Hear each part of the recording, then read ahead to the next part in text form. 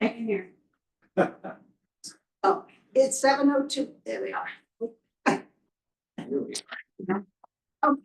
We thought you might sit on the side because we've had, the audio is on top of the, TV and we've had complaints. So it's 7:02 PM on Wednesday, January 29th, and I will call the Manchester Finance Committee meeting to order. This meeting is being recorded. I have with me in the room from the Finance Committee, Gina Hodges, Lori Clayton, Peter Twining, Andy Olderman, and myself, Sarah Mello. We also have Greg Featherstone, the town administrator. We have from the school district, Pam Bowden and Michelle Cresta, correct? Okay, and from the school committee, could you just give us a name? Erica Spencer. Erica Spencer from the school committee. And also joining us tonight as visitors are Jody Harris and Ben Buttrick from the Essex Finance Committee. Okay. So our first item on the agenda is to discuss the fiscal year 26 Manchester Essex Regional School District operating and capital preliminary budgets. I believe that everyone received the copy of this report that was presented on January 21st. Yes. Okay. So if you have that, we have an updated enrollment. Thanks to.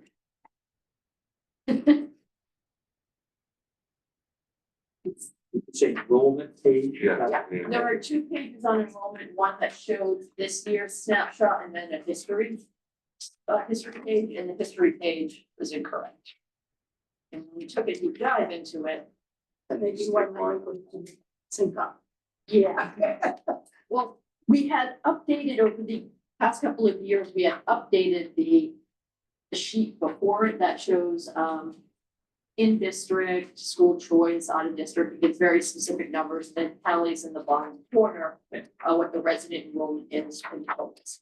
We had never updated the formulas or the layout of the history sheet to match up with it. So we weren't carrying, we didn't have columns to account for all of the different categories that were shown on the previous page. So when we started digging into it, we updated all of the numbers and added a couple of columns. The columns that we added for the sped tuition in, because that does impact our head count for the Department of Education. And also the sped out of district, which are resident students, which are in your enrollment calculation for apportionment that don't show in the DESE head count. Because DESE records and publishes students who are in seats in our schools. So that's residents, school choice in, tuition in. But we also report separately and it's counted for in the calculation of division of expenses. Which one students are 18 students that do that are in out of district. So that's what this represents. So what you'll see is, and so it's showing 9%. We really had a 2% decrease in enrollment this year across the board. So it is slowing down a little bit. So now the numbers add up. Good. That was gonna be one of my questions, that the numbers were different on the 2 pages. Yeah, what we had found was that the bottom row wasn't the October 1 report, it was actually the resident. Which is a lot about. Okay, yeah. Oh, good, I like things to add up. Everything adds up. Okay, How would you like to proceed?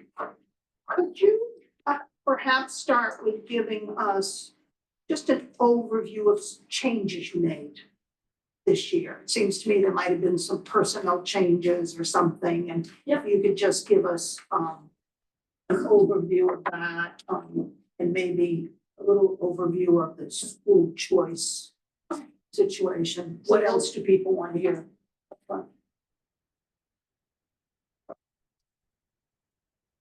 That's as much as we've how if there's any conclusions that we can draw at this point, given the the 7 years of declining enrollment that we have seen. Is there any sort of a pattern emerging? Do we kind of, are there comps that also help us understand that? And then, of course, I guess the meat of it that we'll get into is just our, we've been battling the last few years, which is this, being able to support an ongoing robust program that, my take from year to year is that in general, the voters seem to be interested in having that. But yet there's obvious pressures that kind of work against that. So as much as we can sort of, I guess, qualitatively speak to where we think we are. I think our cuts probably speak to where we think we are. Yeah. So, I'd like to Yeah. add one more thing to Sure. that, which is school education is changing, the role of technology in this. And how big a part it plays in the budget changes, if at all. I'm not sure I have a keen idea of this, but I have some sense that that's playing a different and growing role. That may have a staff implication, I'm not sure. But I'd appreciate some comments on that also. One thing that jumped out at me was the decrease in the building maintenance budget. I was concerned, wondered what's behind that, what's driving that. And I just want to remind people that when you're speaking, the microphone is at the top of the TV and we need to project because we have been receiving complaints that people can't, that the audio is difficult to hear. Okay, and starting next week, 1623 Studios will be here, so we'll have microphones all around. We just couldn't get it for today. I have hearing aids, so I would love it if we'll try to use our teacher voices. I guess working very much as Avi and I always work, which is she's the numbers person, so she can speak to a lot of the technical pieces. And I'll do probably more of the qualitative components. I would say our headline this year really isn't enrollment. Our headline this year is healthcare. Because our enrollment is starting to level off and plateau. So, if you look at the numbers, we had, if you go back to the spike, we had a spike year, big year of 7%, then a 4%, and we reversed in the same way. We had an exit, a reduction of 7%, and then a 4%, and now some 2s. So it is leveling off. We have the MSBA did the enrollment study for Essex Elementary, but it's a district-wide study on enrollment. So that's where we're drawing the conclusion and starting to see the chart that's showing us that it's going to flatten out over time. It's not predicting any other rapid decreases. Additionally, I think we've been making quiet cuts, I would say, since post-COVID in terms of the reduction of teachers through attrition and people retired at the elementary school. We didn't fill positions. We did end up having to use that full-time equivalent teaching position. It was typically to serve a special education need that emerged, which required us to hire a TA or 2 TAs to meet EP obligations. So headline this year is really the uncertainty of how hot healthcare is going to come in high, how high it's going to come in really dictates the challenge that we're going to have. So after some discussions with the school committee, we did the proposed budget, not calling it recommended because we really feel like we shouldn't be, it's not a recommendation for growth and going forward. It really is our best proposal right now to try to manage the situation that we have. So with healthcare, somewhere between 10 and 25% renewal, we don't really know where it's going to land. We're hoping to have it by next week. We designed the proposed budget to cap healthcare at a 10% increase and then create a chart of scenarios of how much money we would need for every point that it comes in above that, should it come above that. I think we're expecting 15% is the best case scenario.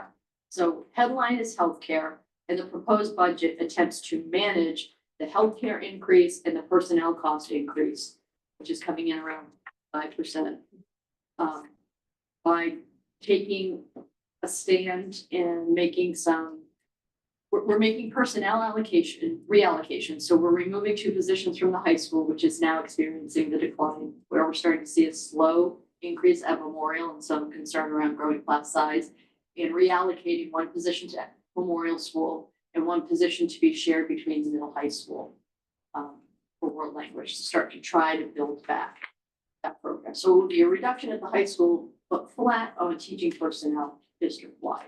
We are planning for and have proposed a reduction. Joanne Mano is retiring. I'm not smiling because she's retiring. I'm smiling because she's really such a wonderful asset to our community. And when you think of the work that she's done at the middle school, it's really incredible. And she's going to be a great loss for us, but she's a wonderful educator. I've really given so much to the district. But in her retirement, I'm proposing we take the opportunity to, I'm calling it test out, pilot, try out, going back to a single principal model at the middle high school. The game plan for next year would not be to change anything in the instructional setup. So it will be a middle school with a middle school dean, with a middle school philosophy, and the same battery of courses, schedule, and setup that it has this year. And the high school would remain exactly the same. The change would be who the overarching supervisor is for both deans in both schools. So on paper, the student body numbers should work. It's a service reduction because we won't be able to do things exactly the same. And I would assume that people at the middle school are going to feel, whether perception or reality, some adjustment phase until we figure out how to do this best. So our goal would be to study next year. We're not set up for that model. So what are the other supports we're going to need around the principal to make sure she can be successful and her deans be successful in the process? So how can we utilize the AD in a different way, our department here, things like that? Pam? Yeah. Going back to health insurance for a sec. Sure. Is that driven by both the number of people enrolled in it as well as the cost of it, or is one dominant? Or is it both elements? It's not so much heads, it's, and I'm gonna let Michelle jump in on this because she's more expert than I am, but it's both the trend as the foundation and then our utilization in terms of types of cases, not necessarily heads. And the enrollment piece is playing a very small piece of it. We are having an increased enrollment. For example, our district, when we were formed in the year 2000, we didn't have any retirees at the time. So every time we have a retiree that we replace, we then have 2 bodies that may have a health insurance plan. So we are seeing a creeping up of that over time. It's every year, it's a couple more enrollments. But over a few years, it becomes a collective. And how do you insure, who do you insure with your health insurance? Right How now, does that work? Right now, we are through Harvard Pilgrim Healthcare. We have an insurance broker. Prior to that, I believe we were at the Maya program, which is what the towns are. And right now we are talking to Maya to see if we can get a better rate. You went away from Maya, now are possibly considering returning. Correct. Was there a particular reason that took you away? I can speak I to that. mean, the town uses Maya, I think. Yes. We were pretty aggressive, I would say, from 2010 to 2015 by actively bidding business almost every other year to try to get the best rate possible. We were successful in that, but we have high years and low years. When we renegotiated through our contract negotiations to create the OPEB trust, we redesigned the healthcare offering collaboratively with the union at the time. At that point, we settled into Tufts because Tufts was able to meet the plan design specifications that we had. And once we landed with Tufts, we went on a really pretty good stable run with them. We did have a year very similar to this.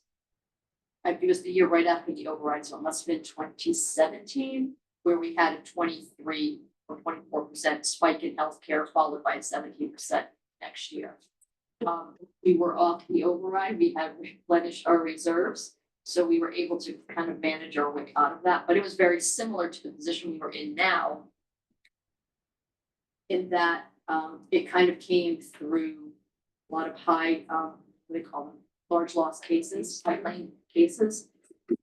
What's markedly different then and now is that we were in a very strong financial position. There's a lot of tools to use to manage through it. Where right now, we're at the end of like a 10-year cycle of the override where we are barely getting by year to year, making our 2.5% and 3.5% attempts. So we don't have reserves just to throw at healthcare fees. We're gonna use at least 500,000 reserves just to try to get it to 5.5% growth rate this year. So the reserves reported, I don't know what your reserve, what's the amount in your reserve these days? There should be Maybe a I chart. missed it. Yep, there is a chart in the back. At the very back. Okay, the very back. It's the last page or close to the, Michelle, can you give the Yeah. reserves update? It's, that's the very last page of the budget. Yeah. Okay, thank you. And I'll just finish up, and then we can just kind of do Q and A.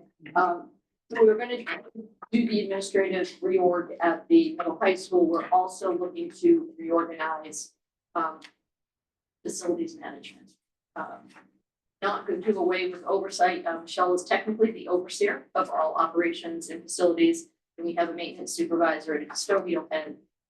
So we're going to look at our existing administrative positions and see if we can rework what we have to provide kind of that project management field space.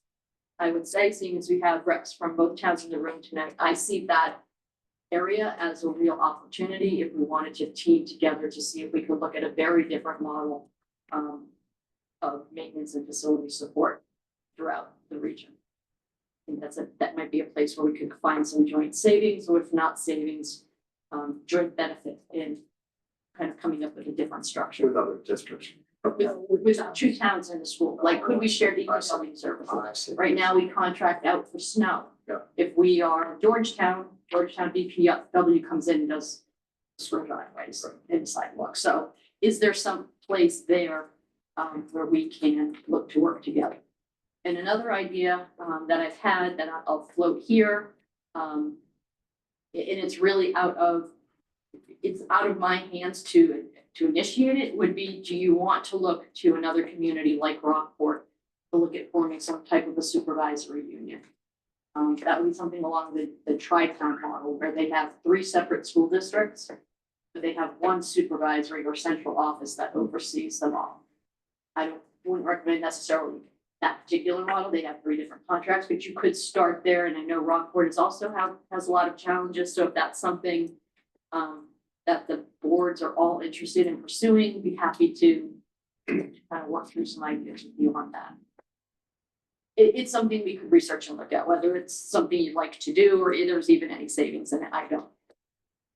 So that's trying to take advantage of some administrative centralization. Okay. But not education. I mean, you would need to study it, right? I mean, you could, if I'm spitballing, you could definitely keep 2 independent school districts and just share oversight of student services and special education, your superintendency, maybe your business office. I think you would need some different layers to make it work. So whether it's cost effective in the long run or just a reshuffling of the deck chairs, I don't know, but that's one thought that I've had, potentially looking at other administrative restructurings.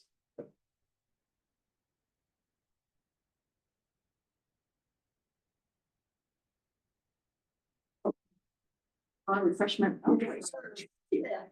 School choice. oh, school choice. No, go ahead, Michelle. No, so we can certainly go through the reserves. The last page of the budget does give an overview of where we are or where we think we are. Currently, we have our E&D or what you guys term free cash into the Department of Revenue to be certified, estimating that at 1.4 million, just over 1.4 million. Our FY26 budget proposal uses 500,000 of that. And we're just guessing our replenishment might be about 200,000 for next year. So the ending balance this year would be about 900,000 if we only use the 500, and then we'd replenish it with about another $200,000. And it depends what we use the following year. Stabilization fund, we have 1.5 million in there right now. Primarily, that is the funding, the actual reimbursement from the turf fields. We spent the money out of school choice for the replacement of the 2 turfs. And when we were reimbursed by Manchester as well as Essex, we put the money back in, or we couldn't put it into the general fund, we couldn't put it back into school choice, so we transferred into stabilization. That's where primarily most of this balance came from.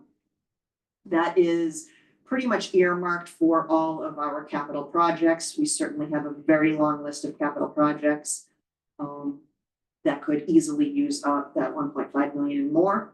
I do want to mention that the feasibility study will also, our share of the feasibility study for Essex will come out of this pot. So that's already earmarked for $500,000. And then lastly, the last section is our OPEB trust.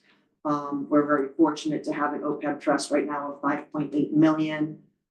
2 years projection, hopefully we will have a OPEB trust of 8.5 million if all goes well. So those are really our 3 pots of money that we consider trusts, even though we really can't touch OPEB for anything other than retiree health insurance costs. And where is the school choice piece? Because that was a sore point because it wasn't being spent. So which bucket's that in? It's not in a bucket anymore because we're not carrying a balance in there. Okay, So we're using it towards the operating great. budget. We use it towards our school choice costs plus our health insurance costs. So that's where we utilize that. Do you have a target year to year for what your reserves, what you want them to be as a percentage of operating? We do now. We've certainly had a lot of discussion about that. I asked that because we've had those discussions the last few years. So we have just, I believe it's final now, or is it the second read? I don't No, it's remember. final. It's Okay, done. it's final. We just passed a policy at the school committee level, targeting our reserves at 8% of our operating budget. So we are right at that mark right now. So between the 1.4 million and the 1.5 in stabilization. That matches ours.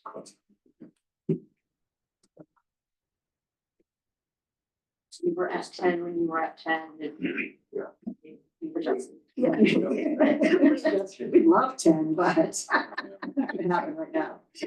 And there's a slide, not in the budget book, but that we put in the overview that, just looks at what's the trajectory on Indeed. If we were to try to at least hold it steady, but probably, it looks like the pattern will be, we'll need at least 150,000 consecutive year to try to keep the assessment, percentage where it is. That gives us till about 28, 29, if everything breaks the right way. Yeah. And you had asked the quality question. Yeah. I think we're in the gray zone on quality. I don't feel like we're providing level services because, even though we're trying to find the silver lining in the things that we're doing and we're gonna try to create some positive outcomes, the catalyst for doing it is really just to try to meet a particular number. So with this next move of staff out of the high school, it doesn't collapse the program, but we're getting in, we'll reduce it by another 13 sections by moving out those heads, which means that's 13 fewer opportunities for the students to get the schedule that they need or want to pursue their pathway. So we're hitting at the point of we're seeing an opportunity loss, but if we're going down another 2 heads at the high school, it will start to have a quality impact on what we're going to be able to offer. Because then you're going to start to get into some forced choices around, civic action project versus an AP course, or facing history course versus the 9/11 course. And the answer might be financially, we're not going to be able to afford those things anymore.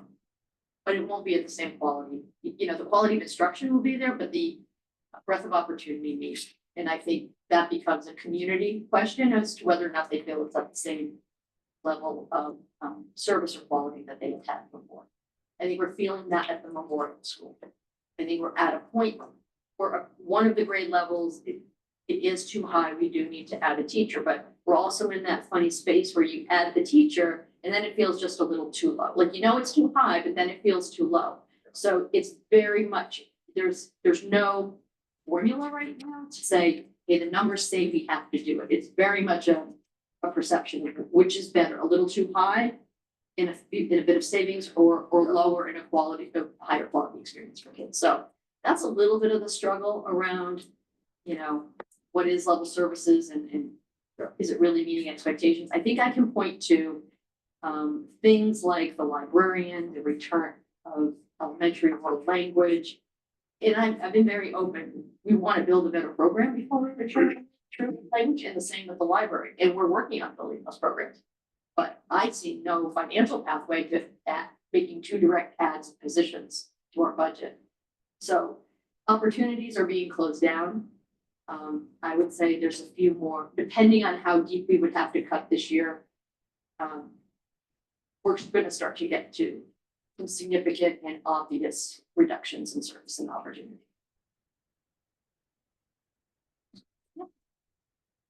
School choice. So we had talked last year about not exceeding 100 students. We have built in an additional 20 this year, which would put our 76 to 96 minus anyone who's graduating. We open up the 20 seats. If we have an actual 18 materialize, it's a solid year. We find that when we offer it the secondary, kids become greater self-advocates and may not agree with the parents' choice to put them in. So we don't always, or they're choosing between options. So we have had in a couple of occasions filled the 20, but then by the time we open down a couple. But we don't usually seek to do a second round for just a head or 2. So that's where we are there. So that's another opportunity closing, right? Because if we don't want to go above 100, that's going to flatline too. We've been able to bump that up a little bit every year. That helps defray the cost of assessment and the percentage growth each year, but that's going to flatline too. So, But when we, like our in the early years of the district, so when I 142. yeah, and we've had this start at 08, but if you go back to like the 2001 to 2008, at one point you were carrying between 150 and 160 in school choice students into the district. I mean, that was a significant income stream.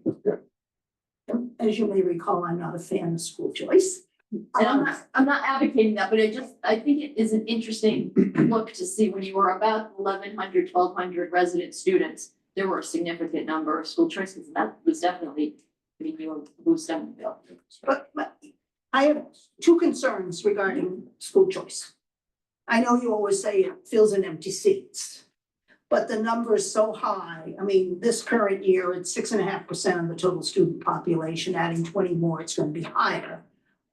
With that higher percentage, it seems to me that if we didn't have school choice, we would have some savings. And when we're only getting 5,000 from the state, and Manchester, based on this proposed budget, will be paying over 30,000 a student, that 25,000 delta, I would think, if you didn't have school choice, your budget would cut at least a portion of that and our assessments would be lower. And then my second question is the in-district special ed. Yeah. How does that impact? I'm assuming we have a lottery and we can't look to see if they're special ed. We can't keep out the ones eligible for the school choice. Yeah, Yeah, correct. yeah. So it looks like there's currently 3. Oh, I don't know what it is. School choice that are placed outside of the district. No, I know those towns pay for it. It's the school choice that are in the in-district special ed. What pressure does that have on the budget?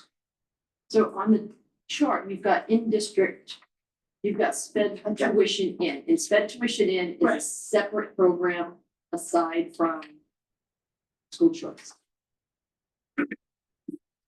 Those are direct agreements with another municipality to have a student attend one of our specialized programs and pay a per pupil tuition, which is usually in excess of the average they pay.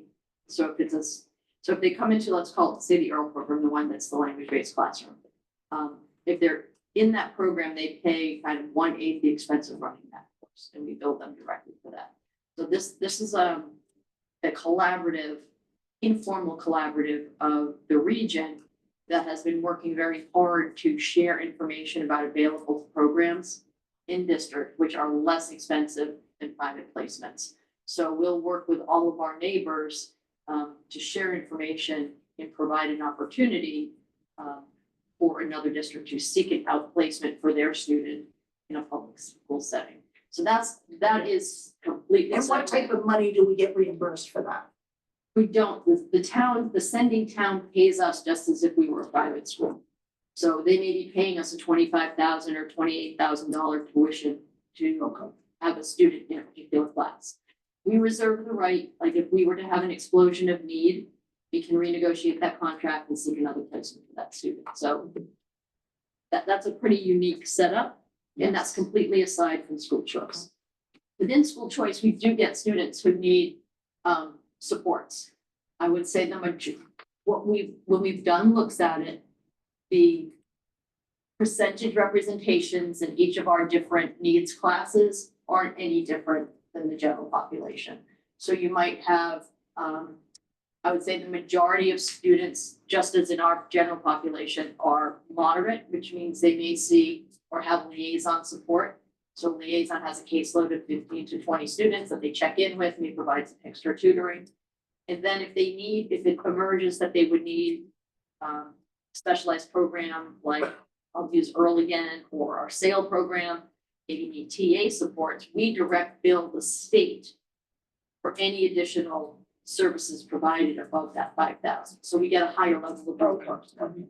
So we're not absorbing the costs of students who may need a little more. Yeah, we get directly reimbursed dollar for dollar, so we do not absorb any additional costs there. Okay. Which is very good. So I can ask a question of maybe just ponying off what you said, on page 19, it talks about, I think a total of roughly 200 students in district getting some sort of special education. And the total student population is 1190, called 1200. Essentially means that about 1 out of every 6 students is getting some type of special education. It goes back to your question, Sarah. We have 76 or 100 as the cap, 1 out of 6. Are those costs going down, would you say, over time, or are they going up? I mean, Special education. yeah, special education in general, because if this 1 out of 6 is a trend, if the cost per goes up, this is a line that's going to keep expanding. It's going to be something to think about. Not that you can do much about it, but if you have choices, how many choices you have? Up for 15 years. Right.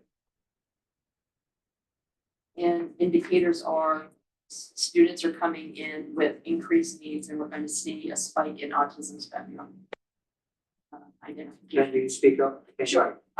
In talking with our student services director, she is anticipating a significant spike in autism spectrum students at the pre-K, early childhood range, and we should anticipate those numbers in associated services going up in the next few years. So that will take either direct investment dollars, so new staffing, or the repurposing of existing staffing to cut in one place to serve in another. What's that based on, that prediction? General trends, and are we responsible for doing early childhood find? So once they turn, 2 years and 9 months, we're supposed to start kind of surveying the community and seeing what need is out there and start providing services early on. She's also very, we have networks, we have colleagues in other districts that are experiencing this. So it's kind of the general trend discussion at the state level and some localized identification. I mean, one thing we were just talking about this afternoon on our school committee finance subcommittee was that there was that $145,000 shift. So we've had really, since we opened Memorial School, we've really been able to reorganize the model of pre-K and have a lot more peer pals coming in. So we have pre-K to service those students at a young age who need special education services. Otherwise, you're putting them in and out of district placement out of the gate. And we enhance the program by inviting peer pals to come in. Because pre-K isn't required, we've been charging people to it. So it's a fairly significant tuition, but far less than if you were paying for private pre-K. Those tuitions have, for the past couple of years, really allowed us to offset the cost of providing those special education services. But we've had to add this year, because of the increase of need that we've seen, And the addition of staff is now outpacing the revenue that's coming in. So we've had to absorb $145,000 pre-K costs in the general budget this year for next year. So that's kind of an example of, it's been a straight line up. I think Allison Collins and her team has done a tremendous job of building in-district capacity to create cost avoidance because it's expensive in district and it's or 3 times as expensive going out of district. So we're going to have to build more, but resources, we're going to have to rob Peter to pay Paul. We're going to build it. So we're kind of coming to a head because if we're starting to see creeping class size, we know class size increase typically leads to higher level of identification in special education or out of district placements potentially.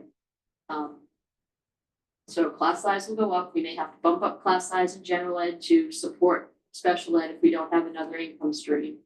So the whole thing is going to kind of, in a couple of years, it will really come to a head if we don't figure something out. It's kind of a vicious cycle if you're supporting, higher than one student count in each classroom. That needs to get more. And I'll fully admit that among the parent community, sometimes it's the perception of the service support that their child is able to get in a class of 28 versus 22. But the special ed evaluation is kicked off by parent request. So there's a resource drain just to go through the process of identification when there's fear that the student isn't getting enough their needs met. And those are all real feeling and they're real concerns, and we have an obligation. And in this day and age, people will rightfully so go out and seek their own diagnosis. So it can lead to a lot of meetings, it can lead to legal costs as you try to battle it.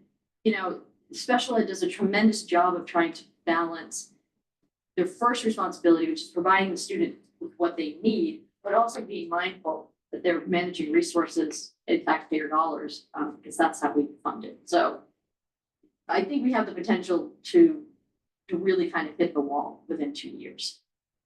Within 2 years. Within 2 years. And I think it's completely dependent right now on where those healthcare numbers come in. If we get a reprieve and we're closer to 10 than 25, 2 years maybe stretches to 3 years. That's if we can figure out how to fund this year. I mean, the deeper we go into reserves each year to kind of keep it afloat, I think the shorter run rate we have because they'll dry up faster. Maybe getting over my skis, but You're absolutely correct. The special education. Yeah. Postgraduate. Yeah. I think that's the age 23 or something, me too. 22, and who pays for that? We do. State doesn't reimburse it. Okay, that's what I figured. For what it's worth, we have a really active North Shore Roundtable of superintendents, and we are actively lobbying for a relook at Prop 2.5, no surprise, but also Chapter 766. I mean, those are both, early 80s, late 70s, early 80s concepts that haven't been relooked at since then. Particularly the special education one. I mean, we joke women could not have their own credit card when they crafted that legislation. So the world has changed quite a bit. Needs have changed quite a bit, and it's not keeping pace. And every district's comparable on that one. We all have the same story. We all have the same struggle that to manage the mandated costs requires either an ever increasing line of revenue or a shifting of revenue from the general ed side to the special ed side. You're always kind of playing that game. The good news is it appears so far that there is no impact to federal funding. That was kind of a roller coaster. Which day was that? Where that goes, we don't know. I would say the one that would keep me up at night would be the special education federal funding under IDEA. That's about $500,000. So that would be a big hit that we would have to figure out what to do. We won't be the only ones. I'm assuming the state would try to help, but a lot of their money may dry up too. So I thought I read recently that our budget is looking for more reimbursement to the schools, state. And we've had that discussion too over the years. Typically, the money from the state flows to the highest need districts. We don't land on that place, so. And the ones inundated with immigrants. What else can help you? Sorry, Liz, I'm sorry. No, I should, Liz, I'm just- Okay.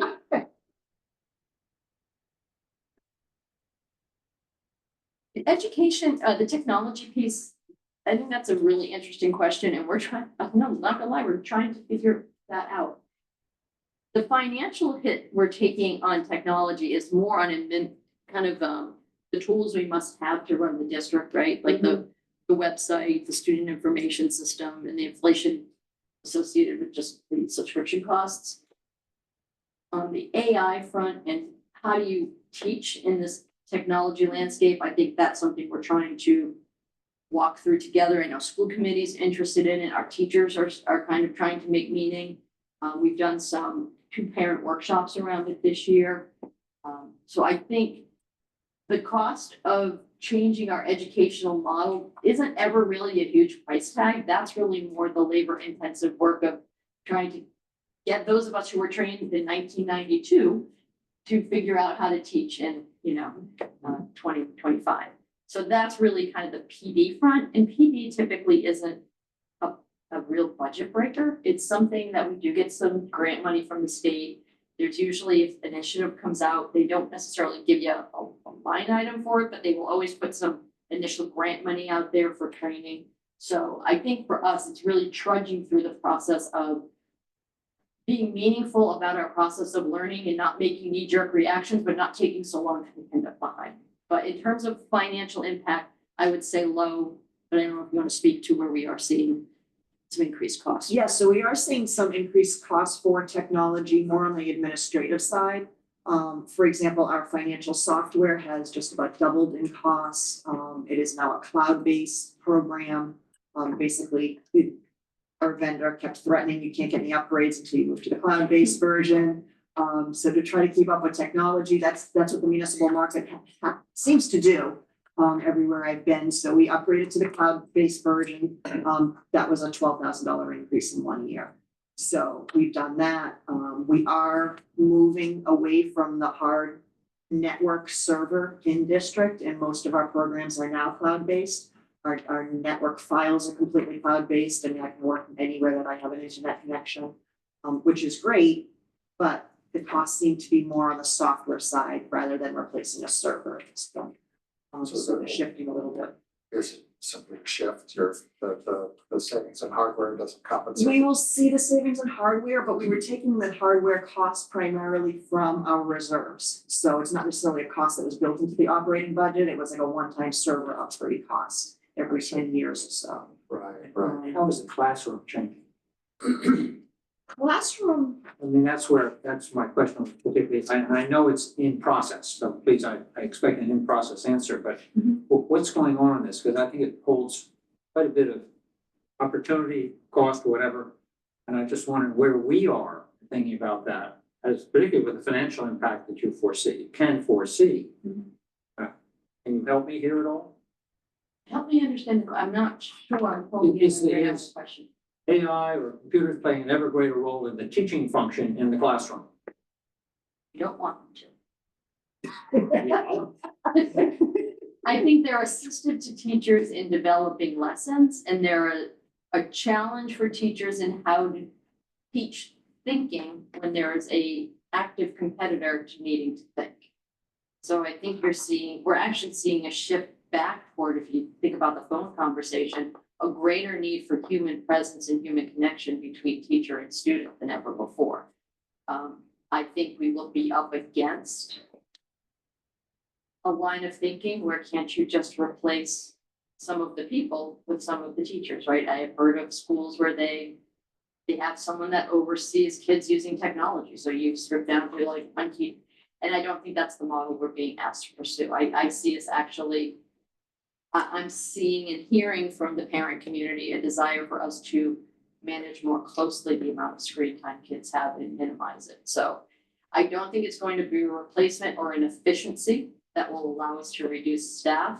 it could be for us, if we can get people back to wanting to engage in the online learning opportunity. I think COVID soured a lot of people on that.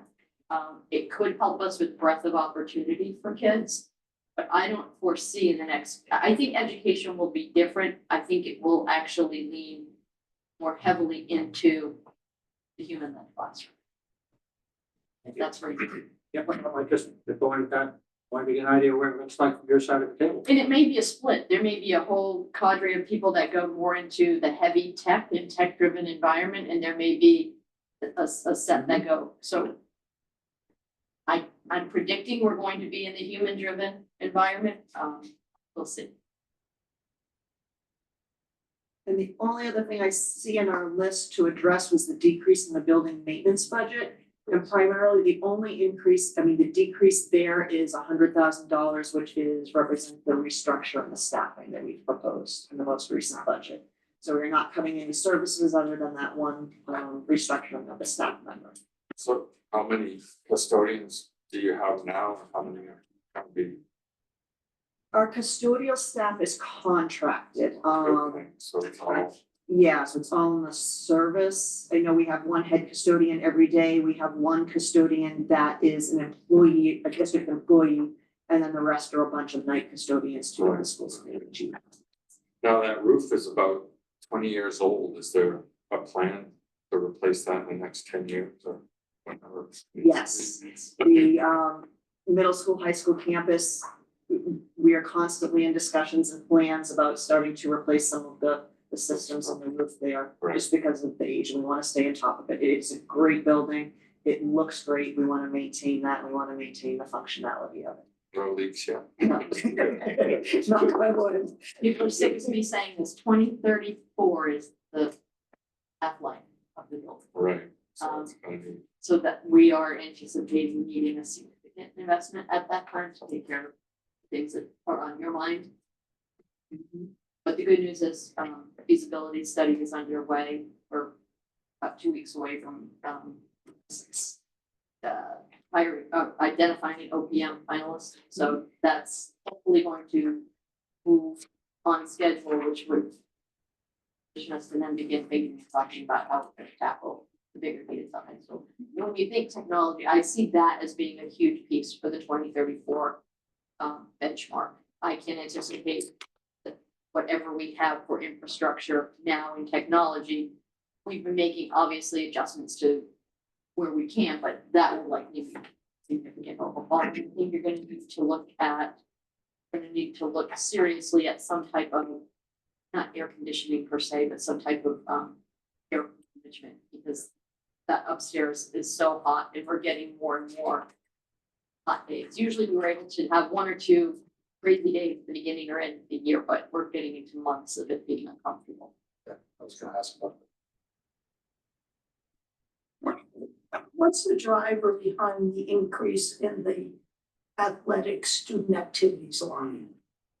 It's 19.6% up. I just was wondering what the driver Yeah, I mean, the is. percentage is, it certainly looks high. It's not a huge dollar amount, but primarily that is just an increase in the cost of living adjustments for the stipends there, the coaching.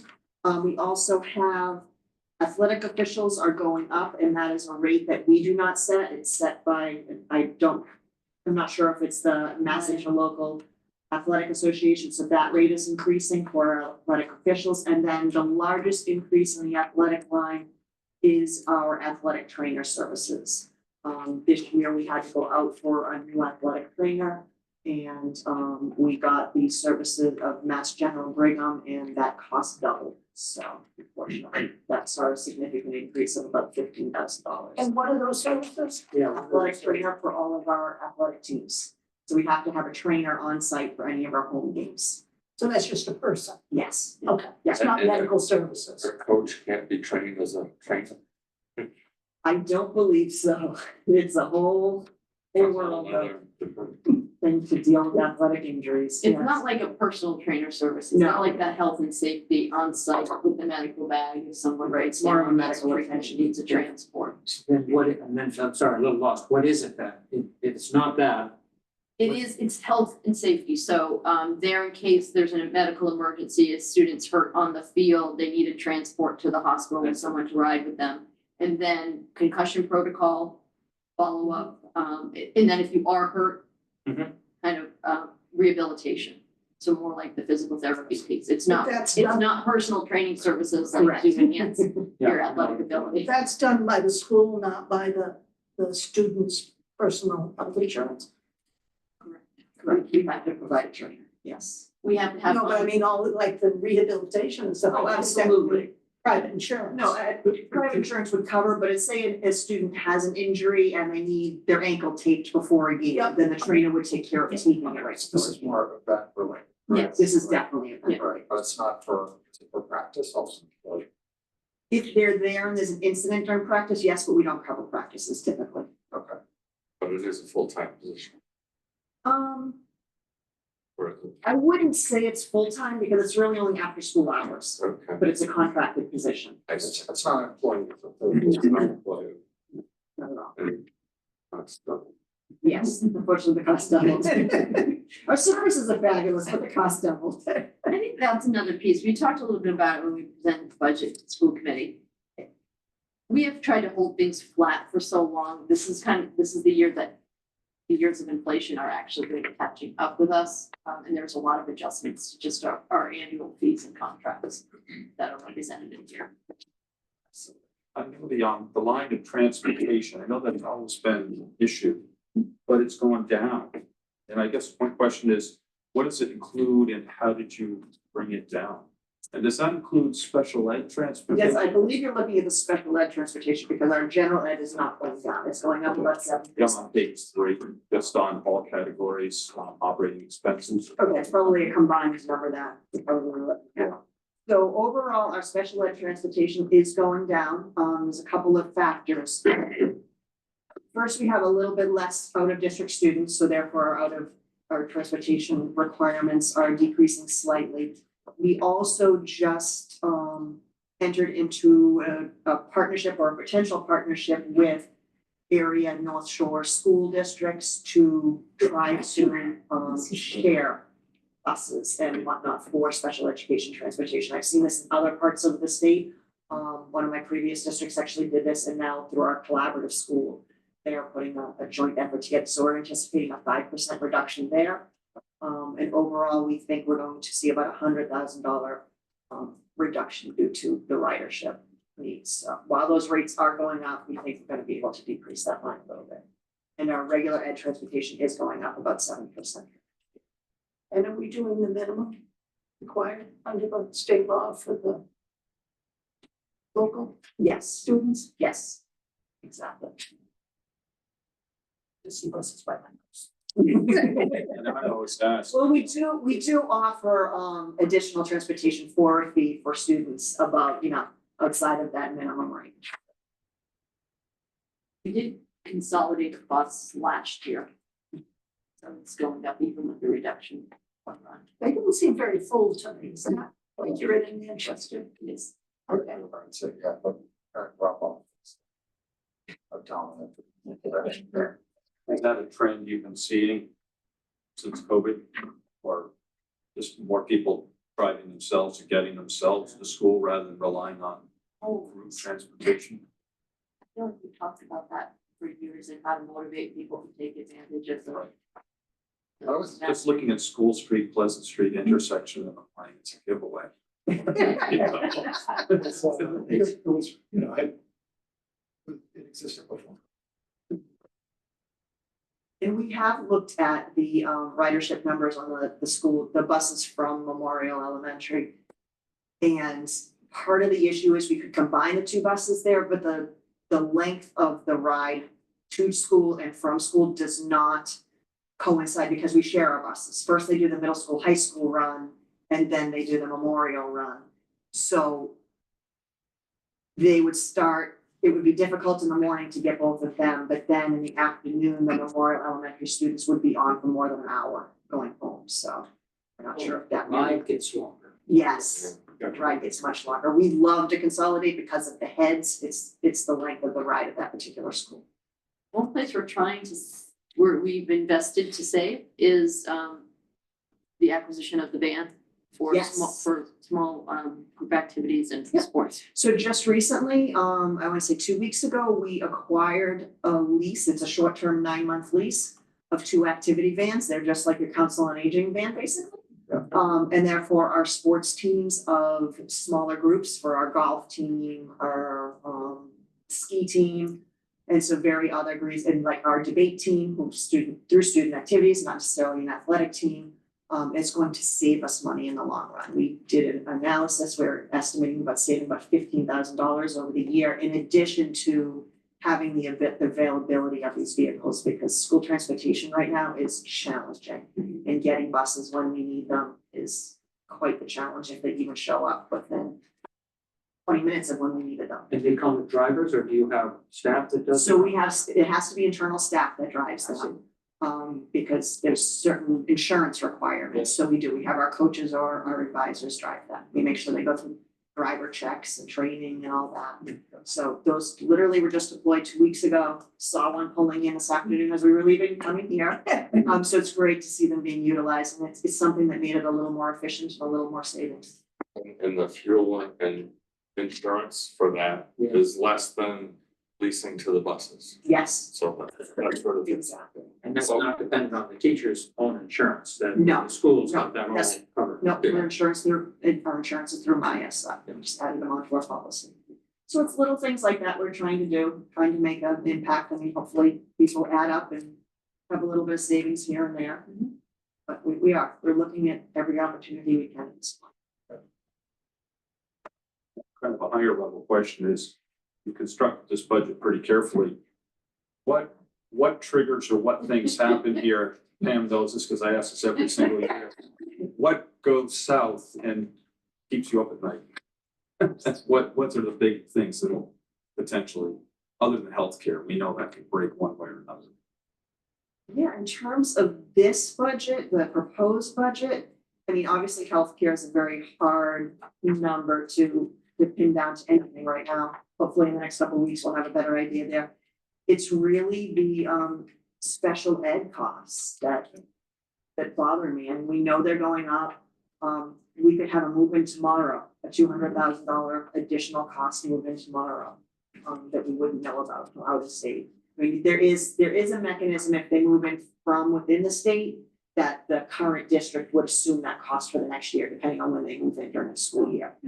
But if they move in from out of state, which I've seen happen not here, it can be a significant cost to us. Or if it's a collaborative movement, where collaborative tuitions are typically capped at roughly the $50,000 mark, we become responsible for that the day they move into district.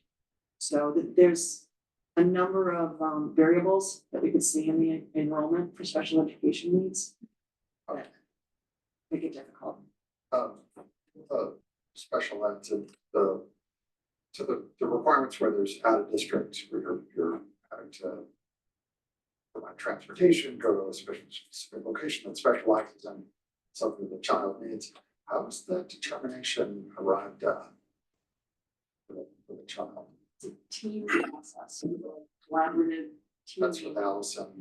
Yeah, so Allison oversees it. We have, and I think these are critical roles. We have team chairs, one at the elementary and one at the middle high. So if you think about the 200 kids, each team chair roughly has a caseload of 100. What they do, they're the meeting manager, so to speak. They're well versed in the law. They know the meeting protocols. They know how to run through all of the presentation of evidence and ask for services. So everything has an evaluation process and it's data driven, but there are also anecdotal inputs and the human factor at the table. So the decision about what the services are based on analysis, but also based on inputs from teachers and classrooms and observation. So together, this group crafts the individual education plan, and then that determines what level of service. So sometimes it's very simple and everybody's in agreement, and other times, oftentimes with an out of district, there's some tension because the district feels like we can't provide the service, and the parent has had an experience where it's not really going the way they need it, so. Yeah. It can get contentious at times, but for the most part, I think we have a very professional process, and they're very good at the conflict management. And we get to resolutions that are in the best interest of kids. But it's not something you can truly, you can't cost manage it on the business office side. In fact, designed so that myself, Michelle, like, we have to be out of the process. We can't put our thumb on the scale about what's in our financial best interest. It's always driven by what's in the student's best interest. And that's the right thing. It's, Do you track like the forecast versus the actual to determine reliability? yeah, I mean, Allison Collins, we've been really fortunate. She's been here for quite a few years now, 13, 14 years. She has a very good sense of students who are in the pipeline, students who are struggling with the services that, so she has a sense of who might be emerging for that. There are cases that pop out of nowhere as well. And I think you ask every year, and it's special education is the one piece, because I feel as an educator committed to making sure these students get what they need, but also wary as kind of the ultimate business manager, knowing what it can do to our budget and how it forced it, because we just can't keep adding. It just forces all of these trade-offs that always makes it feel like we're not really it can make it often look like we're not doing what we're saying that we're doing, right? We are cutting general ed staff, but we're also adding in all of these other areas, so it looks like a zero, right? So it creates confusion, it creates competition for resources. And I just worry about where they give opportunity. And I guess I take some comfort in that. I know it's not just our district. We have something called the CSAC, so it's the Special Education Superintendent's Action Committee. We're meeting monthly, sometimes every other week, trying to figure out if there's any way we can pull these things together. I think what we're finding is all of the good intention keeps bumping up against regulation and the process by which decisions are made, right? So one of our theories is we have some awesome programming for language-based students. Let us be the hub. Send us your language-based kids. We can't change a kid's play. We can't force a family or tell the family where they're going to get the services. It goes back to that process. So even if we said we are the North Shore hub for language-based learning, that's great, but the family has to agree to want to send their child here. So it's not an efficiency model. It's definitely a needs-based model, and it was intended to be, but that makes it very hard on the financial side. Talk to you very well. How many special ed out of district are in boarding schools, and how many are going over the summer? You mean like a residential placement? How many, resident, and then how many are going I during the think I summer? know, but I don't want to guess out loud, so can I send you the numbers? Okay, I'm just curious. I don't have it on the sheet in front of me. Is it a growing number, whatever that number is it changing a lot? What I can say about our out of district placements tend to be really elevated cases. It's a health and safety need. We do have some residential placements. Most of our, like the traditional profiles, we've created cohorts here. So by the time they're in an out of district placement, it's typically a significant placement, and it's for a pretty extensive need, to danger to themselves, others, round the clock care, physical needs. When you get to that level of outplacement, we do have circuit breaker, which helps to defray the costs. So many times, strangely, the residential placement can be less expensive than a good placement with transportation, because you're getting some state reimbursement. Is the circuit breaker a dollar amount spent, or is it work on a dollar basis or some service basis? It is, They don't make it simple, it's a little complicated. Okay, well, you know, the formula is 3 or 4 times the per pupil average cost. So whatever that threshold is, roughly it's $45,000. So anything above $45,000, we can submit for reimbursement the following year. But then they reimburse at a particular percentage. Usually it's 70 to 80%. So you'll hear when they're building their budgets in the House and the Senate, we're always lobbying for full funding of circuit breaker and full funding of regional transportation. Neither of which are typically fully funded. Is that reimbursement pretty even across the state, or is it done more by areas of need? Like that percentage, does it change for districts that have higher need? No, it's not. Yeah, they basically look at all the claims because the claims are due the following year. The year after they've been incurred or paid by the districts, and then they look at them all and they just level it, whatever the allocation is. And so the percentage over the whole. Yes. Yeah. Yes. So, in the budget, they mentioned that there might be new apportionment numbers by the end of the month.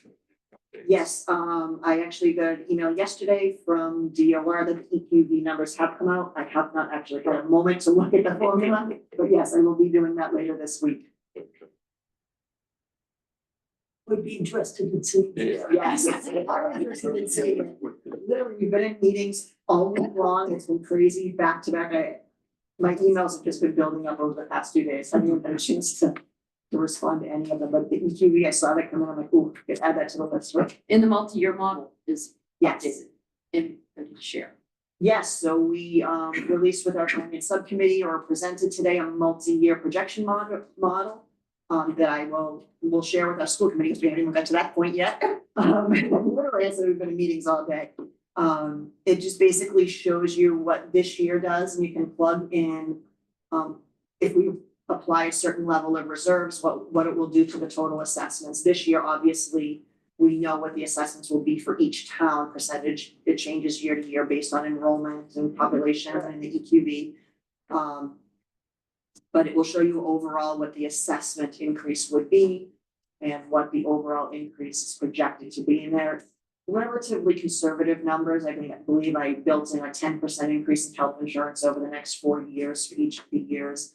But we've built in on the trajectory what we know to be for the most part. And that's just, it's a telling story about continually needing reserves.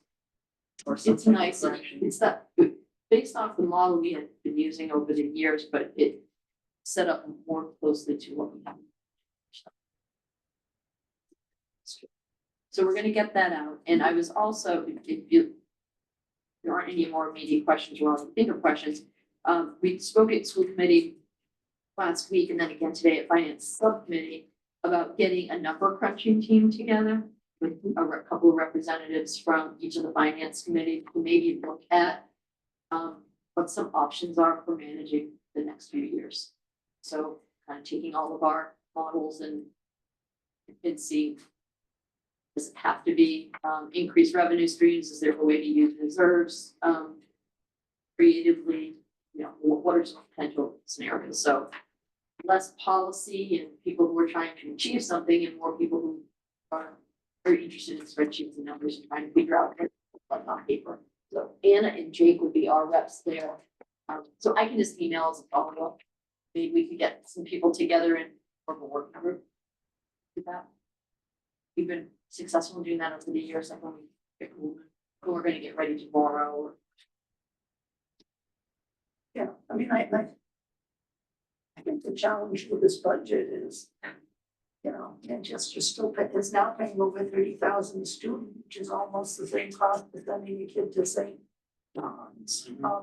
And our capital needs, we've deferred, and we're in deep trouble with respect to needing to move forward on our capital needs before our whole town wall and sewer plant flood out.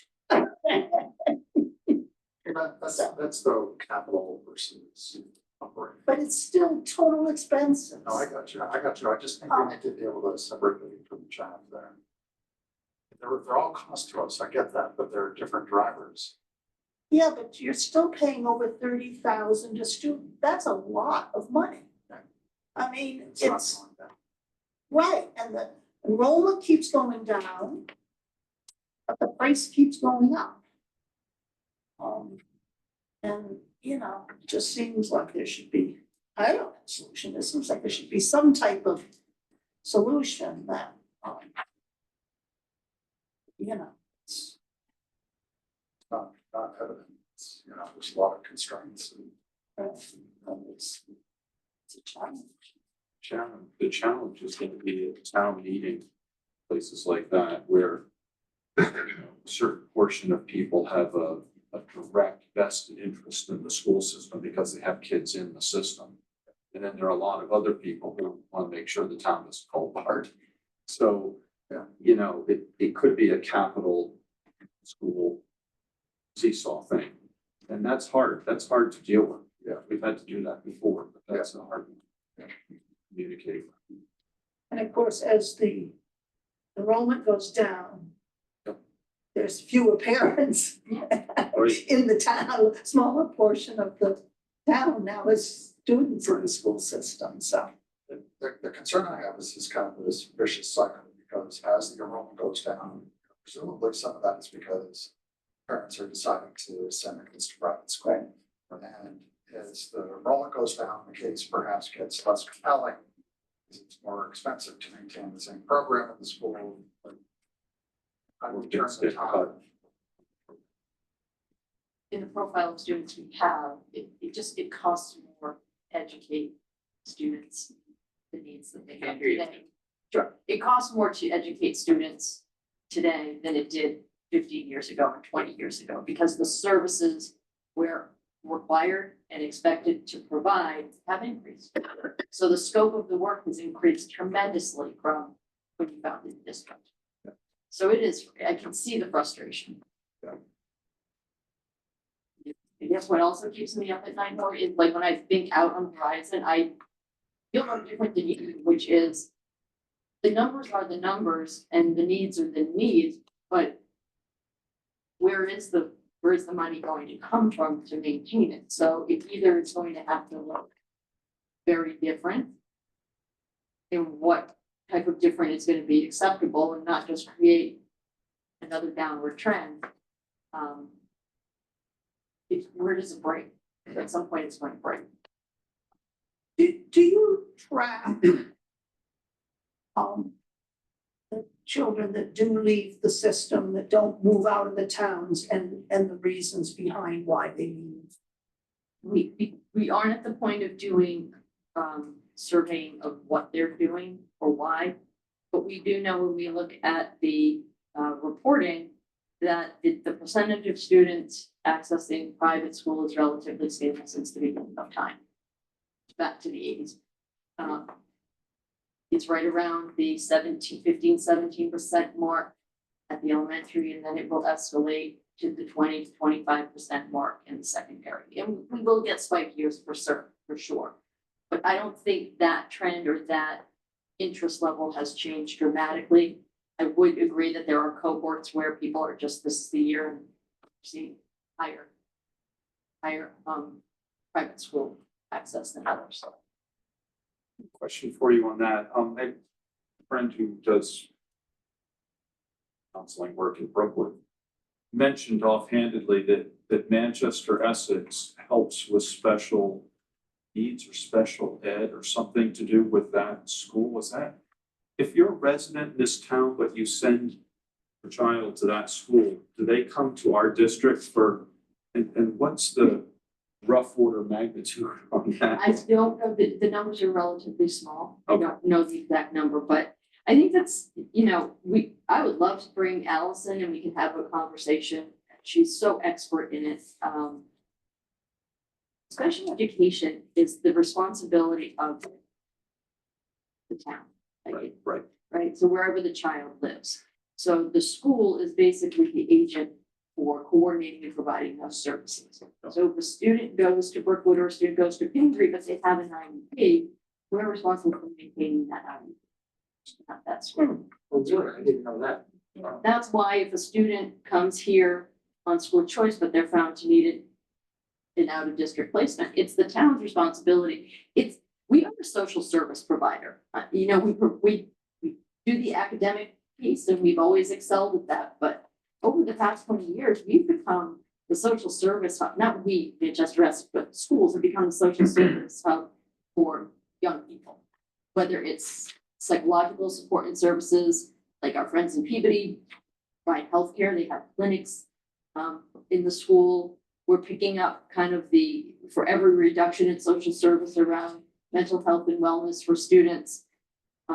Externally, we're picking it up in schools. So there's no doubt the breadth and the set of responsibilities has expanded, but 2.5 hasn't, and people's expectations about what that per pupil expenditure pays for hasn't really. And I think we're working at the state level, we work at the regional level to try to communicate it. But it's a complex bureaucratic government entity and it's not simple to understand. So we're not making great strides there. But we really are kind of an all around the kid model now. So those general ed numbers like the general ed teacher to student headcount hasn't changed dramatically since the early 2000s. What's changed dramatically is the escalation and build up of all of the special services, whether it's special ed or intervention in terms of identifying kids who are lagging in needing remediation. Those are all things that we have to account for and report on. That didn't exist 15 years ago or 20 years ago.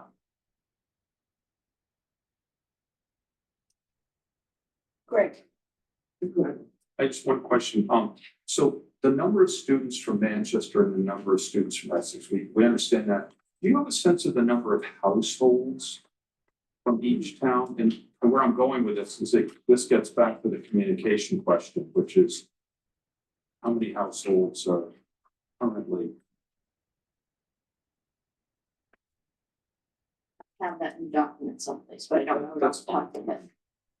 And do you mean general household or households with students? So another way to think of it is how many, like the 680 kids from Manchester, how many of them are coming from the same household? Yeah. Is it 2.2 or 3 or 1.5? Where I'm going with this is really how many households are currently integrally tuned into the school system.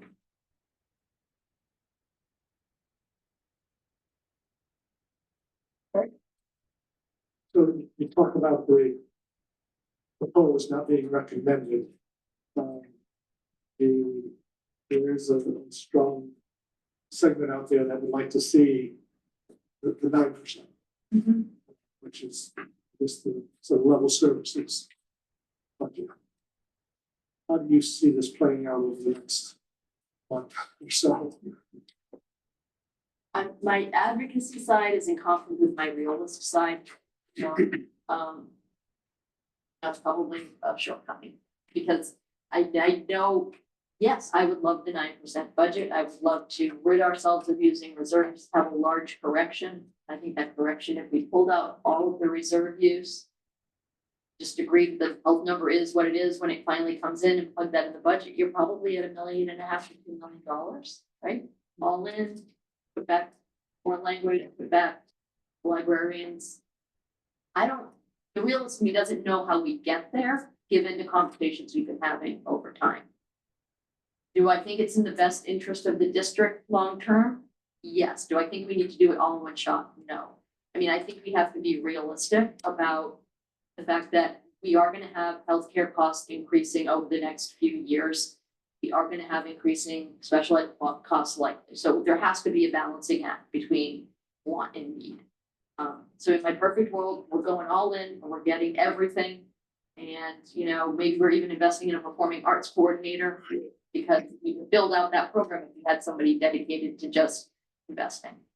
But I think we have to team together to come up with a reasonable solution that works for all parties.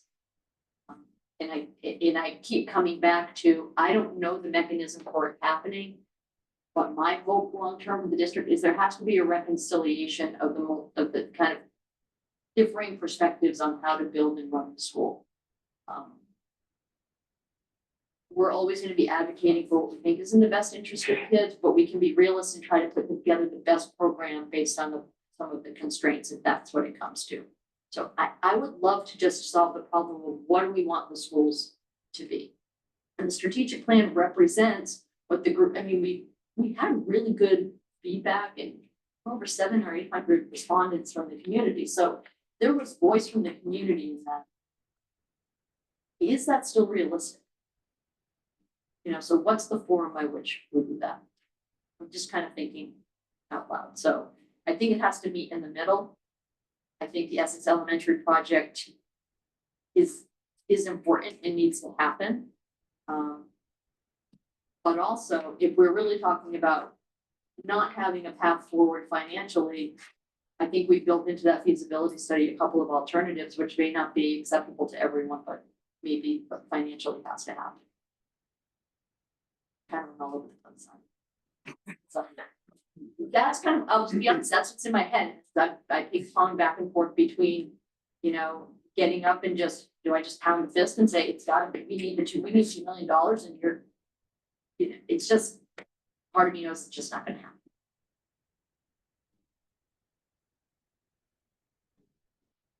Engage our. Jody, if any, you have a question of. I have thank you.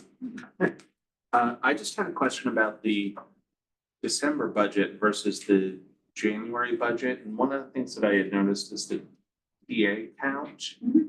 That was one thing that actually went up from the December budget, which I think like it's gone from like +4 to +7. Yep. And I was just wondering what the change with the thinking or, you know, reasoning behind Yeah, that. that is actually not an overall staffing increase. That is a shift of TAs at the preschool level from the preschool revolving fund that no longer can support them, the cost of them. They are addressing special needs services, not necessarily the students who are paying the tuition, because we have to offer the special education services free of charge. But we were able to absorb that cost within the revolving fund, but we identified after we released the December budget that we can no longer. So that was sort of like It was a off shift. budget financing Yes, for those TAs correct.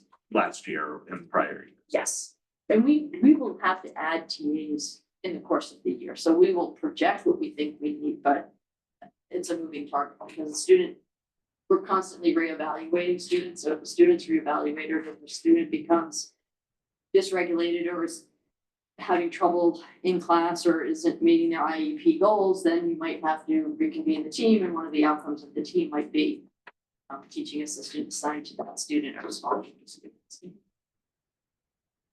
Thank you. That's what happens. Yeah. I mean, oftentimes that need is to prevent an out of district need. So we want to service the students the best we can within district. Obviously, we can't service all students within district, but we try to do our best and meet those needs. But yes, oftentimes it's adding a TA. Anything else? One question about school choice reimbursement. So when I go to DLS, I see a much higher number coming into the district than we put as a revenue source in the budget. Yes.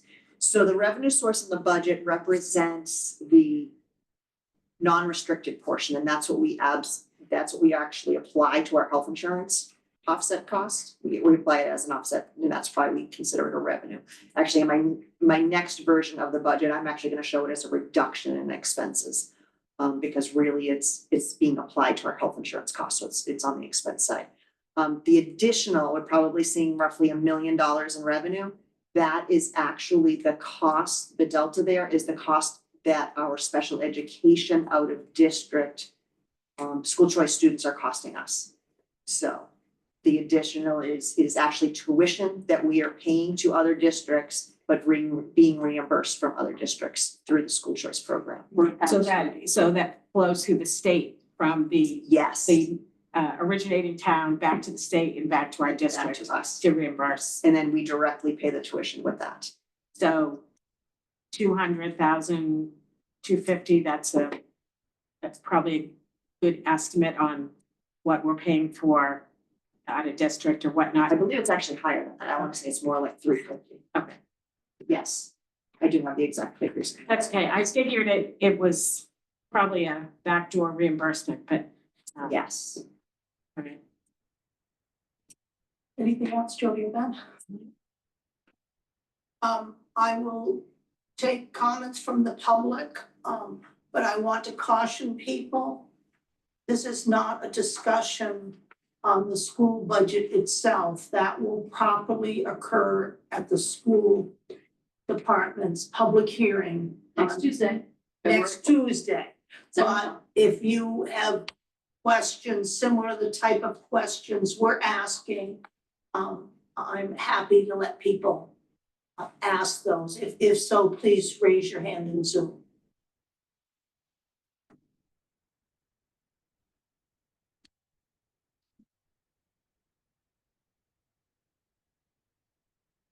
No questions? Does anybody have anything else? And he's nice. I feel like we're all in it together as well. Healthcare. We're all looking for that magic wand. I guess, I'd love to hear your, I'm sorry, Frank. I just didn't know, have you folks done a quick calculation on what kind of an override this would require? For Essex, assuming, obviously lots of assumptions, but. Out of the gate, I mean, our portion of the school budget is $60,000 more than our total levy limit plus new growth. So we're not even there yet. We have 2 contracts to negotiate. I have a new chief of police that we're replacing. We've got one other retirement on the horizon, so we haven't even got to that point yet. And I've met and started working on what that might look like, but it's not good. That's the modeling.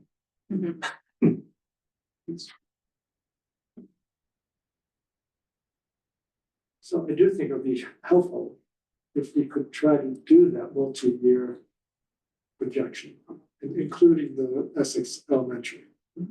And if, this is a hard year, but we've got 3 or 4 hard years ahead. Is there a way to map out those multi-year bites? And I think it's multi-overrides to get there, including the school, obviously. That's a debt exclusion, but in essence, that's an override. So I think that would have merit to try to put together that 5-year look. Yeah, I mean, we're certainly concentrating on looking out with all of our town finances, including. And I think that's some of the thinking behind the proposed budget, which is it's got a little bit of everything in it. It's taking some cuts, but trying to do the cuts that aren't, everything is student facing to a degree, but it's not cutting too deeply into the program or moving too many pieces. Shuffling the deck chairs to try to hit our highest priority needs. It came in from the principals, and holding the number, I think it's at 5.4 with the 10%. It could go over 6 if we are up at the 15 or 18%. So we're trying to make it a manageable. Now, I know none of the numbers are manageable, but trying to do a little bit from bucket to try to get there. But that's what I think the number crunching team could do, which is kind of what is the best balance of all of the tools that we have to try to get to something that will carry us through a few years. But we're always looking for inputs on what we think. Kind of what you hear from the constituents in terms of what their expectations are and what they're going to bear in terms of us needing to economize for the next few years versus really go for broke. I think that's what we're always trying. How do you quantify the number of people that feel that 9% is the way to go, the only way to go, and what we should be advocating for versus people we're not. So we try to sort it all out, and it's hard for you. So anything you hear that you think is useful to us is helpful. I think we're always driven by a little bit of reality, but the goal of putting together with what we have the best possible offering we can have. So even if we have to cut, we're going to try to do it surgically in a way that still creates as much opportunity as possible. And I think, on certain things we've done, we certainly find that there is a supposedly small minority that are very outspoken. Local, we ran into that with the MBTA zoning. There was a group that was very much against it, but it passed by 74%. So, it makes it very difficult to figure it out as to how big a base they represent. Well, we're sort of in a similar situation to last year relative to the larger impact than Walls to Essex. So, nothing's guaranteed in Manchester either, but certainly, it has to work for both towns. But the Duck is closer, It is. because they had a larger drop in enrollment than we did. Yeah. Yeah, but we haven't seen the EQVs yet. Yeah. And I don't know which town went up more, There wasn't. that's what I'm assuming. We didn't fare well. Yeah. So, Yeah. it's not gonna help us, it's not, we had, That's what I assumed. yeah, no, I thought I have numbers yesterday. It's a it's a little unfortunate. I think the operating budget's harder to fit in. Honestly, I think that a new school is gonna be easier for us to fit in our debt schedule with the way things are falling out than the operating budget. And I think it's a chicken and the egg situation, I think, for Essex, because we're still waiting for that new building, and I think that will get, I think that gets people over the hump, right? It levels the playing field, and then Gets them excited or. well, yes, because there are two shiny new assets in Manchester. And Yeah. we're still living in the fifties. Yeah. I mean, you were in the boiler room with us. We really like it down there. Yeah.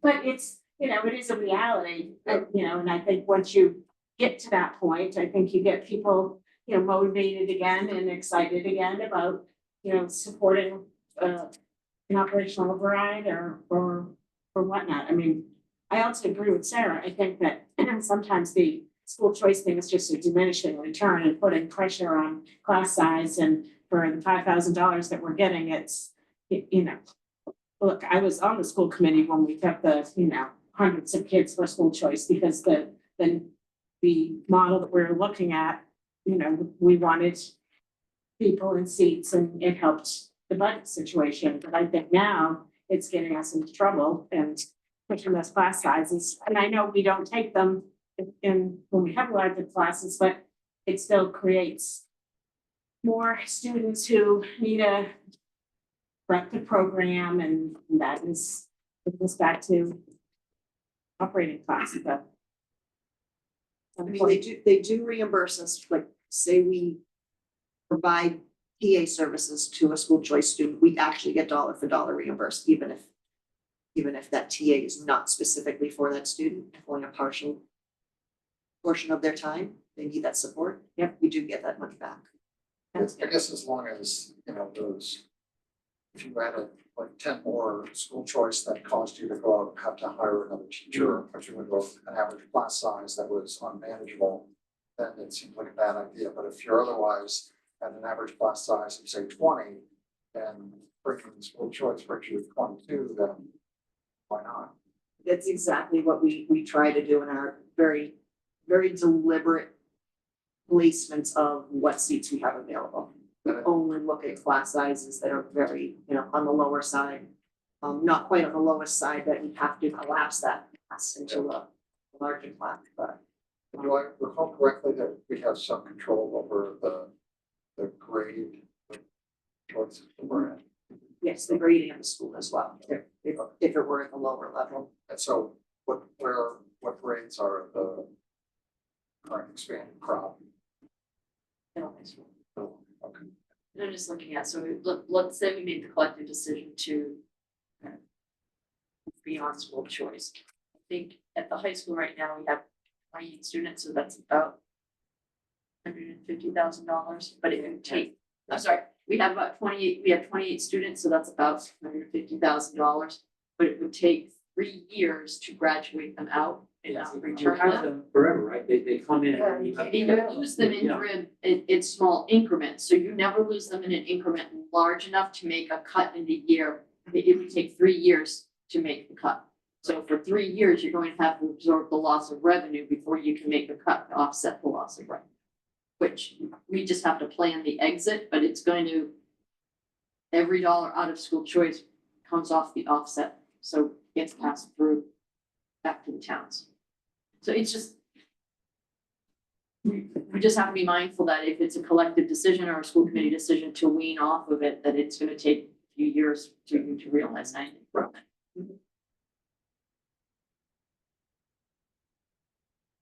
I would be interested in the household number too, because I think Maureen's right, you know, when you start to look at it, I mean, we have 1,200 taxable households. So if our, 400 and something students, come from 200 households, it weighs in on how things will play out with voting. Although you gotta remember that your house, your value is tied to the school quality as well, so there is an indirect effect on it. That helps when you move out of town. It helps when you downsize. Doesn't help when you sit where you are, stay where you are. We've had this discussion before. But I think to that point, we've talked about this before. If you look at 12 grades of people in the school system, it's 3 years out, 3 years prior. You're looking at about an 18-year span of people interested, those coming and those we're thankful they've been there. And so if you take the total number of families currently in the system and you add another 30 or 40%, that's probably a fairly accurate cohort of who's rah. And then outside that, it probably takes a little more. So that's just broad brush stroke, but It strikes me too, that, I mean, sometimes the override concept is for something we want to invest in. Let's say we wanted to really dive into, we would love to, like the performing arts, we want to do an override to raise money for a director and a theater teacher. That's like one kind of sell, and I think you do need to look at your household and your parents. Thanks for coming, Ben. Thank you, good to see you, Ray. Is there a line of thought that, there's kind of the common sense override where you're in an inflationary period where you have escalating personnel costs, and everyone can see what's happening with unions and the cost of labor. You have escalating healthcare costs. Very little we can do to manage those down. So right now, it's those external pieces that are putting pressure down onto the budget and requiring it to reduce the service to pay the required costs. Is there a common sense approach where people can see that this isn't really about building this huge educational program and over investing? It's really about being able to cover inflation. I don't think so, because I think the challenge with the teacher contract is you have COLA increases and you have step increases. And when you add those together, they're much greater than anybody working in private industry sees. And so that's the challenge. Private industry went for years where increases were way below 2.5%, but the towns did the 2.5% because of the Prop 2.5. But private companies don't look at it that way. So I think that's the struggle. It's not, the teacher's pay is not just based on inflation. It's escalating. And it's in colleges, it's everywhere. I mean, it's not just Manchester. That's something we do during negotiation, the labor negotiations, that's not something we have to play with now. No, but what I'm saying is you can't argue that your expenses are rising due to inflation. Right. That's what I'm saying. I don't think it's something you can sell. there would also be an unfamiliarity with the teaching model for those who aren't close to it. So for example, at 30,000 feet, you say, well, okay, they have their summers off and step and this and that. And then unfortunately, I think this whole business of various districts and people out on strike is not helping that dialogue at all. Right? And some people follow it closely and others are very far away and don't. So it's an educational process here that it's hard. It's the market we operate in. We were very lucky to settle before. Our 4 years is gonna be up really quick. I can't believe you told me I thought we were good till 29. We're gonna be adding again in 27. Happy with it, but, Are neighboring states, have similar, Sorry. do neighboring states, if we know, do they have similar arrangement with, where it's COLA plus step column? Been many years since I worked in New Hampshire, but it was the same. The contract is the same at the back then. I'm assuming it's similar. But you know, It's Massachusetts. pretty universal, Is it? Yeah.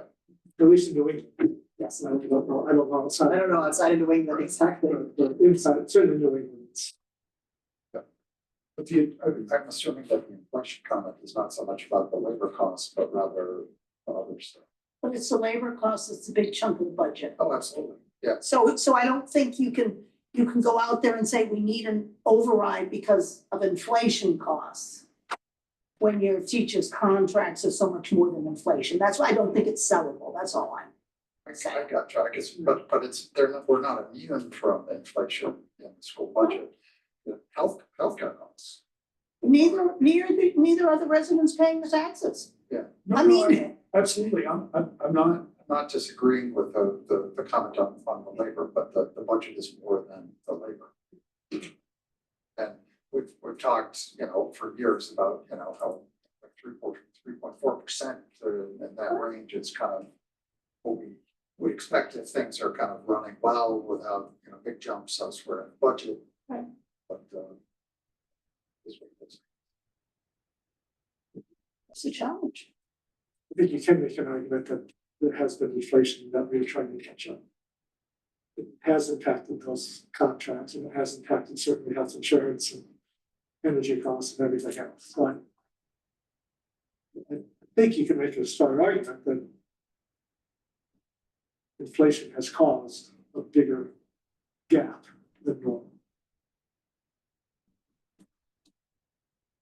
Supply health insurance to every teacher, full-time and part-time. So that's a little different than municipality. Right. So that's a, It's a legal standard. They have 19 hours plus a week they qualify. But So if it's the you, same standard, 20 hours. Yes, yeah. 20 Or we're hours. 35-hour. so you're not paying it to people who are under that number of hours. Oh, okay.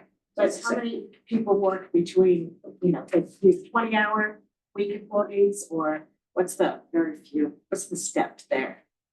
Very few part-time. Very few. It's like most 35 hours a week. And then, like, we have monitors that are just straight hourly. They'll come in the middle of the day to do a recess duty or a lunch duty, and they don't 3 call hours us. a day, yeah. Very few.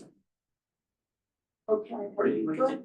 I was just gonna say, are you able to find the staff you need when you need it? Or Any is that- part isn't a very deep pool geographically. From neighboring communities. It's, not easy to get out here for Obviously. a TA job, so. More and more of our staff are actually living, like commuting from April 495 areas because of the cost of living, so it's getting more challenging. But we're still considered a great place to work. People seem to be enjoying working here, so there's good word of mouth, but there's just scarcity.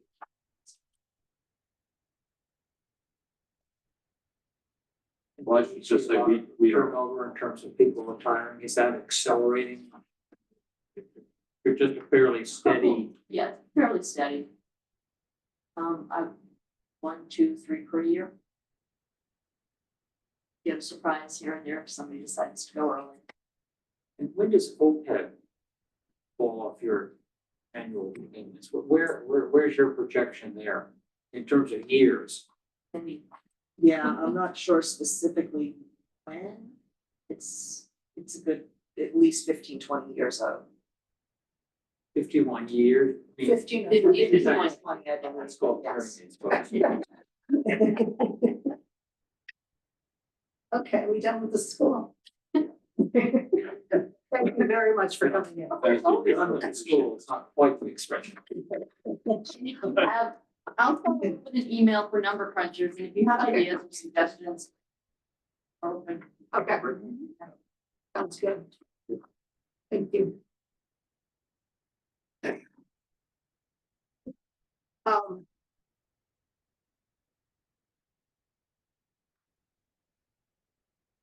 So the next item on the agenda is the North Shore Ag and Tech School budget. Do we have a final number from them, Greg, in this budget, or are we still waiting? Andrea has a number in here that's higher than last year. She's got 256,87. But it's based on a 3% increase, so I don't know if that's an exact number or just a placeholder. Okay, so we shouldn't be voting on it. Those final numbers. Oh, yeah, I'm on the fifth in Middleton, so I don't believe we've seen them. Okay, thank you. Okay, so we'll wait on that.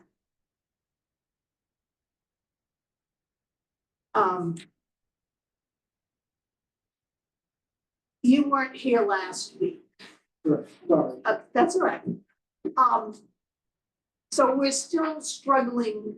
Thanks for coming, Erica. We're still struggling on our materials.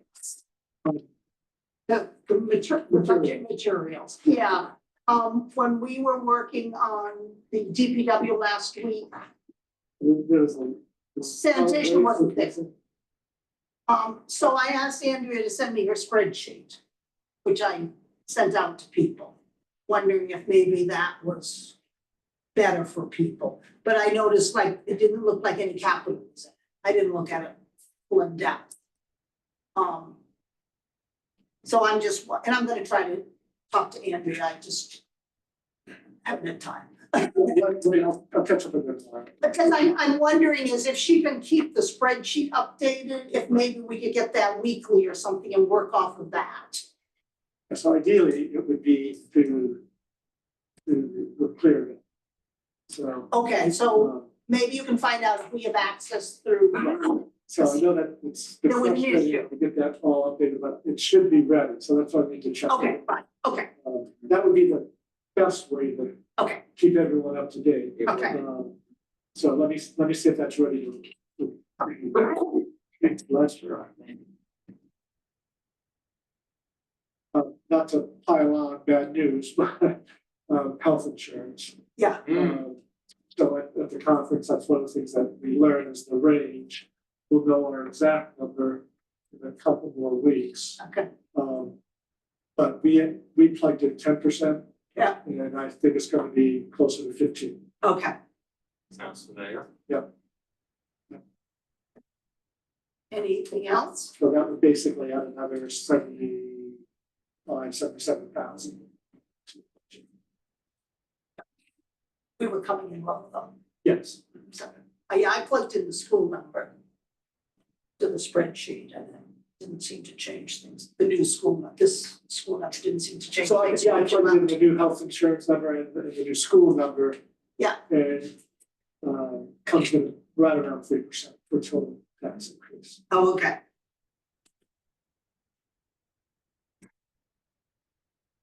That's with the 4.93 for the school. Ours is less than that.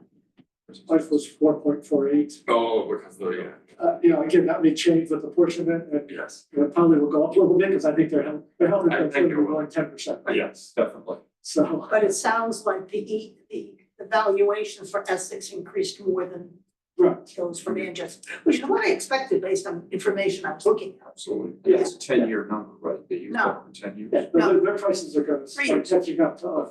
Okay. No, it's Well, it's a census on population. census is every 10 years of population, but the EQV, it's, you have 2 years at one value and then, yeah, it's a 3-year average, but they only change it every other year. A little confusing, but yes. Right. Okay. Do you have anything else for us, Greg?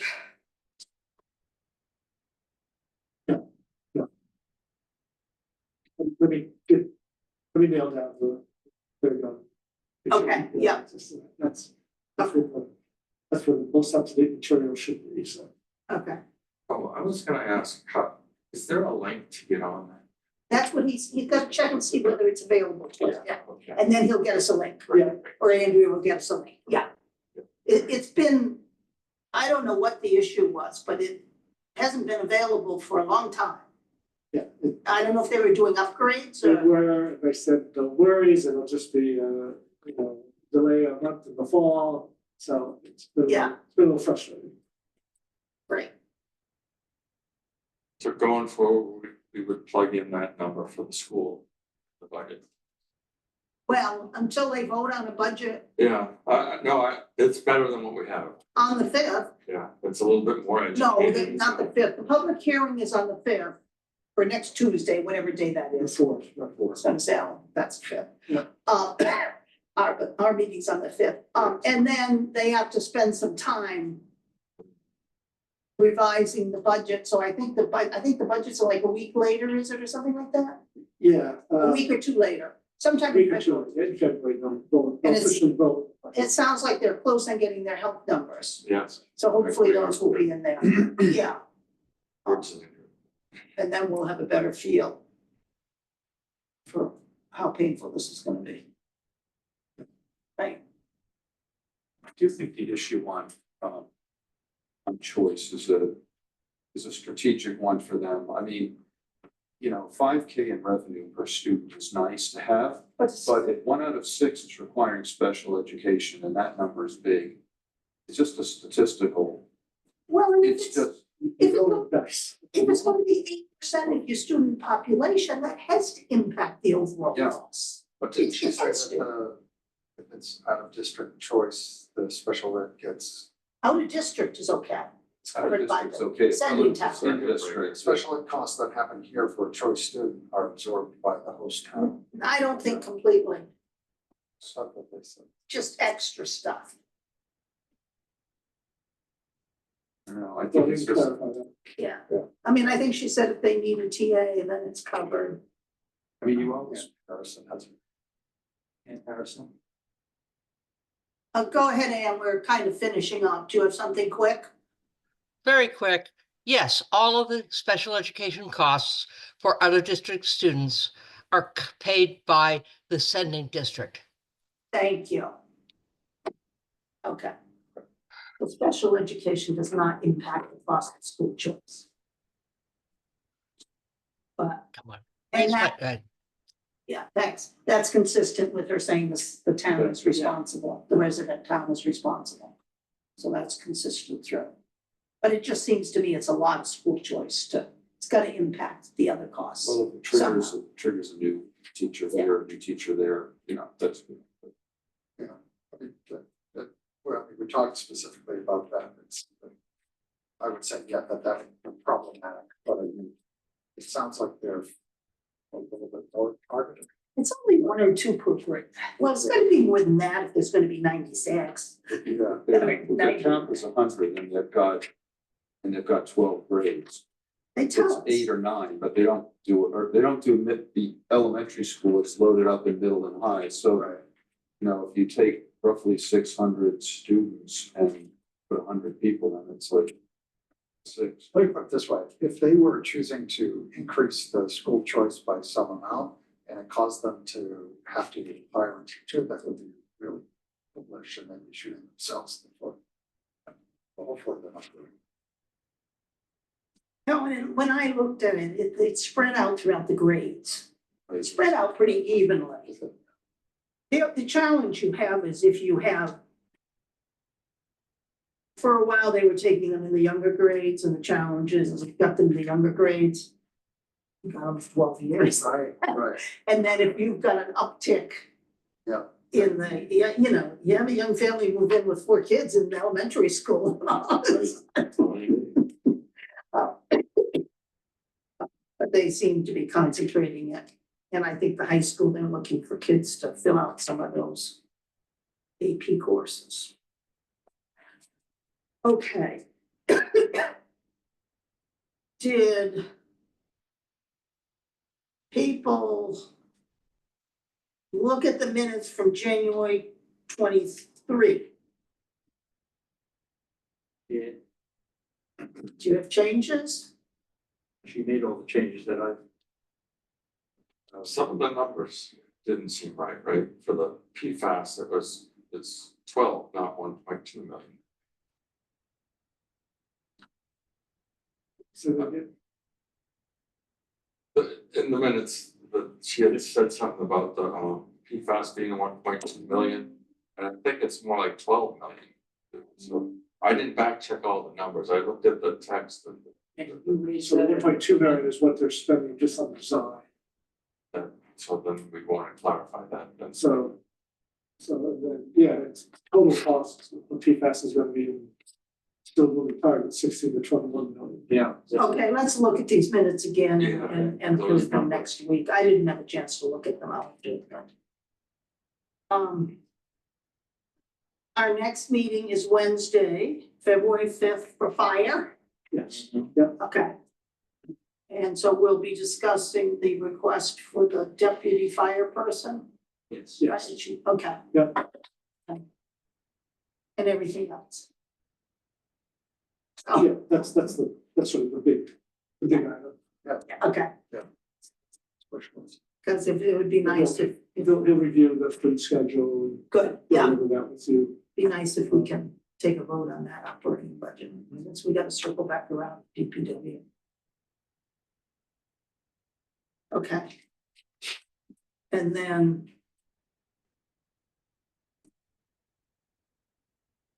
I can find my hen scratches.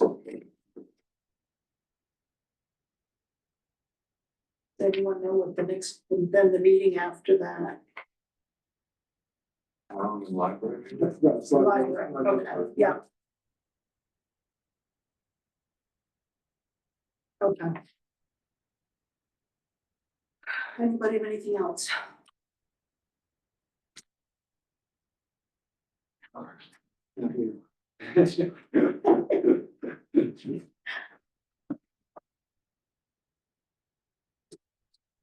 Nothing else?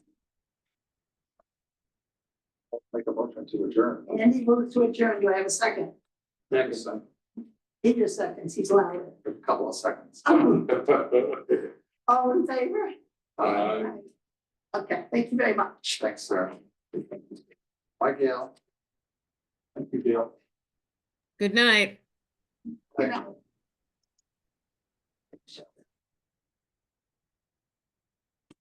Just hit that button before you do.